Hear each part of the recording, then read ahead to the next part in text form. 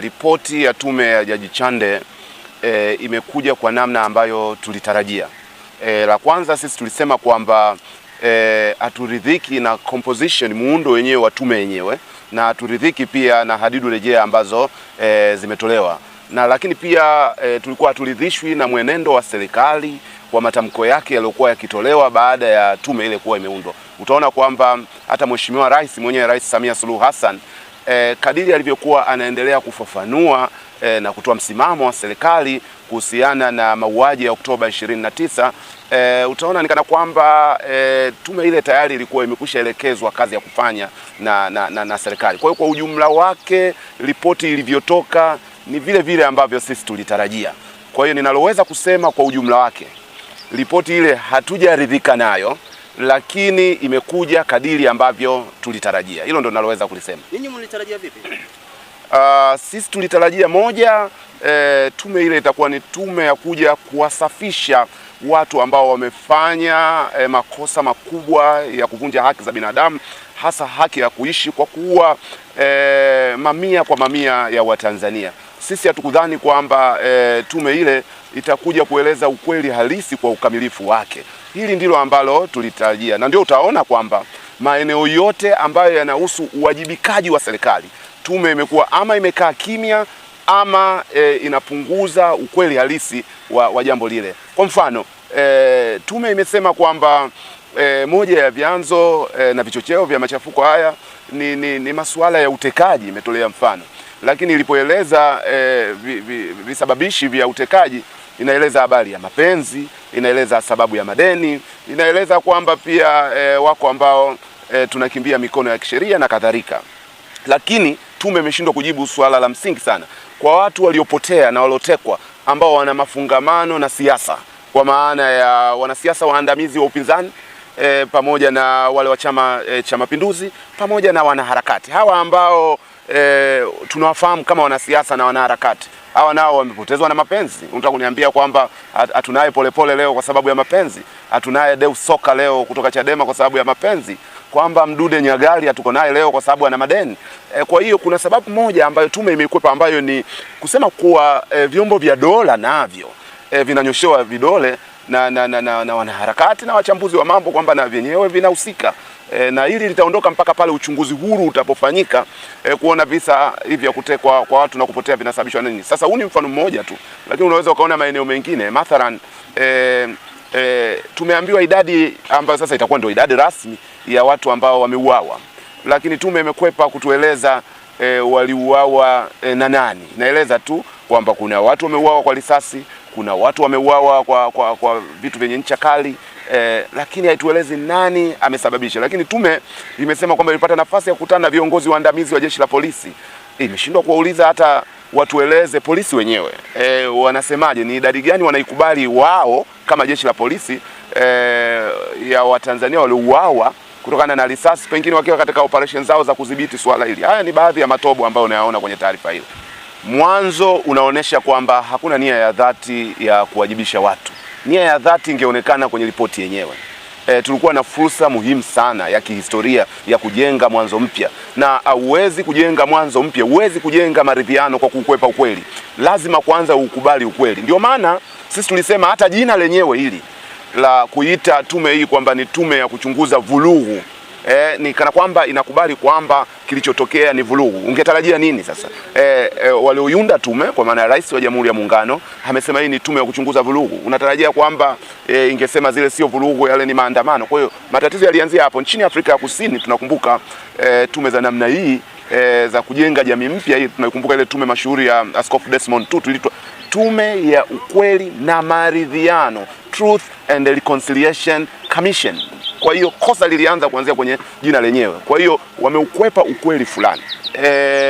Sisi hatuna shida ya kibinafsi dhidi ya mjumbe yoyote. Ukitazama Jaji Othman Chande, ni kweli kwamba yeye ni jaji anaheshimika kitaifa na kimataifa, na ukitazama wengine wao waliomo katika tume ile ni watu ambao wamefanya sana katika muhimili wa kiutawala au vyombo vya ulinzi na usalama, ama wanasiasa na wengine wenye sifa za kimataifa. Hilo halina ubishani. Tunachosema sisi, kutokana na background yao ya kazi, hivi kuna mamlaka juu ya kukandamiza haki za binadamu kama jeshi la polisi. Unatarajia kupata nini kutoka kwa waziri mstaafu wa ulinzi wa Tanzania? Hapa nazungumzia Mheshimiwa Tax. Unatarajia kupata nini kutokana na background ya kazi yake? Kwa sababu kama jeshi la wananchi la Tanzania litanyoshewa kidole na yeye ni sehemu ya maamuzi yalopita ya jeshi la wananchi la Tanzania, huwezi kupata chochote. Kwa hiyo unaweza ukawa kiweledi, Dr. Tax akawa ni mtu mwenye weledi, lakini background yake ya kazi inambana. Mzee wetu Ombeni Sefue anaheshimika katika muhimili wa kiutendaji wa Tanzania, lakini unajua utawala wa umma umeharibika sana. Utumishi wa umma Tanzania umekuwa highly politicized, umefanywa kuwa kama ni muhimili mwingine wa kisiasa. Kwa hiyo kwa sehemu kubwa hawa mabureaucrats, watumishi wa umma waandamizi, nao wamejiona kama ni sehemu ya kutii maelekezo ya kisiasa. Kwa hiyo ukitazama ile composition ambayo ndio nasema tulikuwa na fursa ya kipekee, rais angeweza kuchanganya wajumbe kutoka katika mikondo mbalimbali ili kuhakikisha anatengeneza uwiano. Uwiano ulikosekana. Kwa mfano, nani pale anawakilisha sauti ya viongozi wa dini wanaoheshimika hapa Tanzania? Angeweza kupata mjumbe fulani kutoka katika viongozi, maaskofu, mashekh wanaoheshimika. Kwa mfano, mimi ningemuona mule mtu kama Ponda Isa Ponda kutoka kwa Waislamu, au ningemuona hapa Padri Kitima kutoka kwa upande wa makanisa, ama kwa maaskofu wengine wanaoheshimika, tukasimamia ukweli, tukawa kweli wa nafsi yetu. Mimi nadhani iwapo patakuwa na uchunguzi huru, matokeo yatakuwa ya tofauti kabisa kabisa. Kama hapa mwanzo tulijikwa, tunaamini huko tunakokwenda tutadondoka kabisa. Kwa hiyo kwanza, kama tunautaka ukweli, sisi wenyewe tujitafakari katika nafsi zetu. Tunautaka ukweli? Tunautaka huo ukweli? Maana yake ukweli sio wa kuuimba mdomoni tu, ukweli ni wa kuutekeleza kwa vitendo.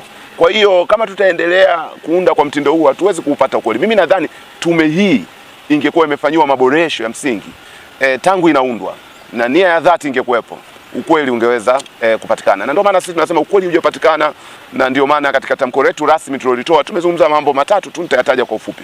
La kwanza, msimamo wa ACT Wazalendo ni kwamba hatujaridhishwa kabisa na ripoti ya tume ya Jaji Chande. Huo ndio msimamo wa kwanza, na msingi wa msimamo huo ni kwamba imeukwepa ukweli, haijajibu maswali muhimu. Kwa nini kuna vitendo vya utekaji vimetawala kwa wanasiasa na wanaharakati? Wanaharakati na wanasiasa hawawezi wakajiteka kwa ajili ya mapenzi dunia mzima, sio kwa sababu ya madeni. Sisi tunaamini mwanasiasa anapotekwa, nyuma yake ziko sababu za kisiasa. Wako watu wanakuwa hawaridhiki na mwenendo wa mwanasiasa fulani. Wako watu wanakuwa hawafurahii na matamshi na misimamo ya mwanasiasa fulani. Haiwezekani trend hiwe mwanasiasa kutamka jambo fulani lisiloipendeza dola, alafu labda akaonywa hadharani, labda na wanasiasa wa chama tawala ama na vyombo vinavyosimamia masuala ya sheria, alafu akawa hajasikiliza onyo lile, baadaye ukafuata mfululizo wa yeye kukamatwa mara kwa mara na polisi. Hapa nazungumzia watu kama akina Deus Soka, nazungumzia watu kama akina Mdude Nyagali. Tulikuwa tunaiona trendi kwamba wamekuwa wakosoaji wakubwa, alafu baadaye unaona wanakuwa katika misuguano mikubwa na vyombo vya ulinzi na usalama. Hapa namzungumzia mtu kama Polepole, yeye akukamatwa kwa sababu ilikuwa haijulikani yuko Tanzania ama yuko Cuba ama yuko wapi, lakini tayari ilikuwa hotuba zake, misimamo yake ilikuwa imeleta mvutano mkubwa na wanasiasa kutoka chama kinachotawala CCM. Alafu baadaye wanapotea. Hivi ni nani atakubali simulizi ya kwamba hawa akina Polepole, akina Soka, kwamba hawa akina Mdude wamepotea kutokana na mapenzi, wamepotea kutokana na madeni? Hapana. Kwa hili swali tume imelikwepa, na msimamo wetu sisi kwa sababu ya kukwepa huku, sisi hatulikubali lile. Lakini msimamo wetu, nukta ya pili, sisi tulitarajia haya, tumesema tuliyatarajia. Ndio maana tangu mwanzoni tumesema msimamo wetu hatuitambui tume ile, tunajitenga nayo, hatujakwenda kuwasilisha wala kuhojiwa na tume ile kama chama. Na kwa hiyo hiki kilichotokea tulikitarajia. Msimamo wetu wa tatu ni kwamba tuko pamoja na familia zilizopotezwa wapendwa wao. Ripoti imekimbilia kwenye matokeo, yani mapendekezo ya masuala ambayo yanapaswa kufanywa kazi ya kuboresha mifumo.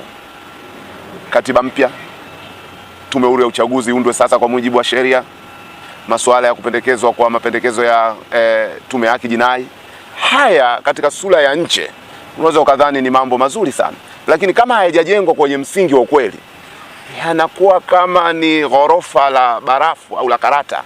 Ile la karata ikipita upepo tu hivi kidogo linadondoka, na ile la barafu jua kidogo litayeyuka. Kwa hiyo kwanza lazima tujenge msingi madhubuti kwa kusema ukweli. Kwa hiyo haya mambo haya ya katiba mpya, tume huru ya uchaguzi, maboresho ya mfumo wa haki jinai ni mambo mazuri, hakuna anayepinga, ni mambo mazuri. Lakini uzuri huu ukijengwa kwenye msingi mbovu, maana yake huwezi kupata kile ambacho unakitaka. Nitakupa mfano tu. Kunakuwa na nia ya dhati na kunakuwa na utekelezaji wa hiyo nia. Sisi kwenye uchaguzi, ukisoma sheria zetu zinasema mawakala wahapishwe, waingie kwenye vituo, wasibugudhiwe, himo kwenye taratibu. Lakini ukienda kwenye uchaguzi kwa vitendo, haitekelezwi. Mawakala wanabugudhiwa kinyume na sheria. Kwa hiyo mkituona sisi tunahangaika kujenga msingi wa kweli, tunajua kama hakuna msingi wa kweli, haya mambo ya katiba mpya, tume huru ya uchaguzi na maboresho ya mfumo wa haki jinai hayatotekelezwa kwa ukweli. Tunausema nusu ukweli, tunapindisha mambo. Sharti la pili la kwenda pamoja hatuko nalo. Leo hii tunazungumza kwenda kuanza maridhiano. Tundu Lissu yuko ndani, kiongozi wa Chadema. Unawezaje kwenda kwenye maridhiano katika mazingira hayo? Wako pia viongozi kadhaa wana kesi za kisiasa. Unakwendaje kwenye maridhiano katika mazingira kama hayo? Leo hii ukitazama kwa wenye kuchunguza, utaona kanisa Katoliki lipo katika mara kwa mara mivutano na serikali. Kwa maoni yangu mimi kama mchambuzi, nazungumzia hapo kwa jicho la kichambuzi. Unakwendaje kwenye maridhiano katika mazingira kama haya? Leo hii tunavyozungumza, wako mashekh kwa miaka zaidi ya 20 wana kesi ndani za ugaidi, za hujumu uchumi, wako ndani. Unakwendaje kwenye maridhiano katika namna hiyo?